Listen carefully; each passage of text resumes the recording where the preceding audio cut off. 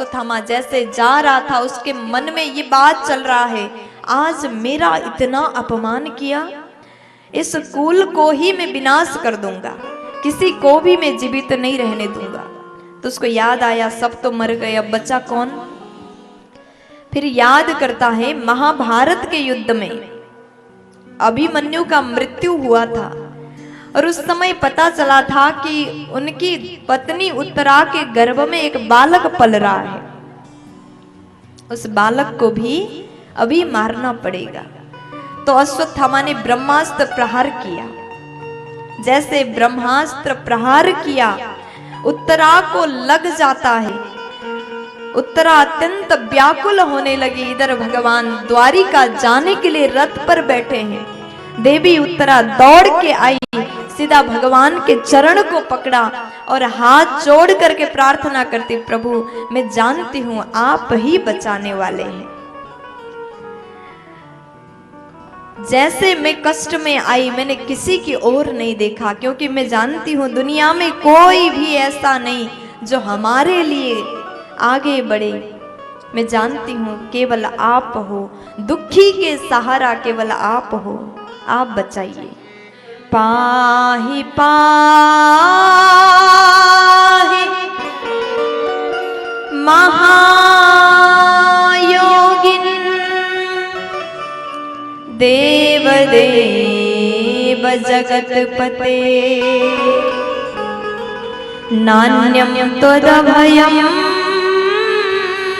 पस्ये यत्र मृत्यु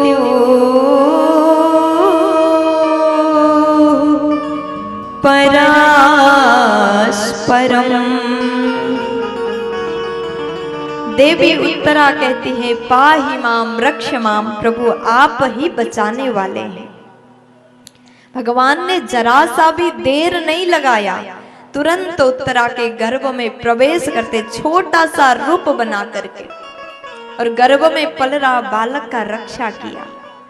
देखो आज उत्तरा कहीं और जाती ना समय लग जाता, और दुनिया के लोग कोई भी ऐसा नहीं जो आपको दुख के समय में साथ दे।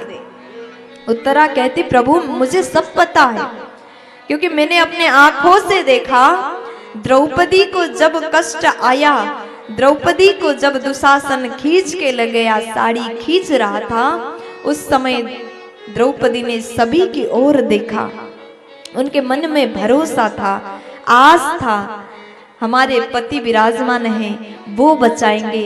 बड़े बड़े गुरुदेव बैठे हुए हैं, भीष्म पितामह बैठे, वो बचाएंगे।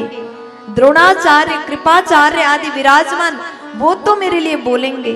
सबकी ओर देखा, सबसे कहा मेरी रक्षा करिए, लेकिन किसी ने भी द्रौपदी के लिए एक शब्द मुंह से नहीं बोला।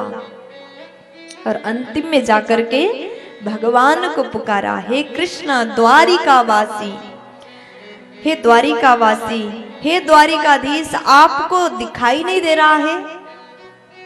आपकी बहन यहाँ पर समस्या में है, कष्ट में है, और आप क्यों नहीं आ रहे हो? जैसे भगवान को आवाज लगाया, तुरंत भगवान प्रकट हो गए, वस्त्र प्रदान किया, चीर प्रदान किया और द्रौपदी का लाज बचाया, इज्जत बचाया।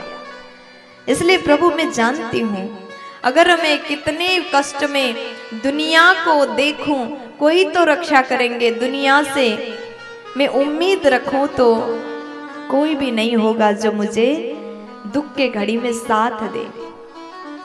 देखो इस प्रसंग से जीवन में ये सीख लेना चाहिए, हम लोग जब जीवन में दुख आता है ना तो दूसरों को देखते हैं, हमारे परिवार हैं, हमारे अपने लोग हैं, सब साथ देंगे, लेकिन आप गलत सोच रहे हो, कोई नहीं होता। दुख के समय तो कोई भी नहीं होता। किसी पर आस मत रखिए, किसी से भरोसा मत करिए। भरोसा करना है तो अपने भगवान पर भरोसा करिए। दुनिया के लोग कैसे होते हैं जानते हैं?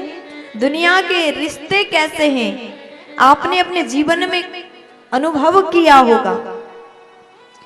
कभी आपके पास में खूब धन है, खूब पैसा है, तो आपके एक फोन लगाने से 100 लोग उपस्थित होंगे। लेकिन आपके पास में धन नहीं है, पैसा नहीं, आप गरीब है ना, तो उस समय किसी को फोन करके आप अपना दुख सुनाओगे तो सामने वाले मजाक बनाएंगे, आप ही के ऊपर हंसी करेंगे। अरे गरीबों का तो कोई फोन भी नहीं उठाता। आजकल अपने मोबाइल में केवल उसी का नंबर सेव किया जाता है जो काम के लोग हो, है ना, जिससे हमारा काम बने। हमें पता है कि इसके द्वारा मेरा काम बन जाएगा, इसके पास धन है, पैसा है। आज का जमाना ऐसा हो गया, दोस्ती करने से पहले भी सोचते हैं इसके पास में कौन सी गाड़ी है, इसके पास कितना धन है। अगर अमीर है तो दोस्ती का हाथ बढ़ाते हैं, गरीबों से तो कोई दोस्ती भी नहीं करना चाहता, कोई बात तक नहीं करना चाहता, कोई उसके घर नहीं जाना चाहता।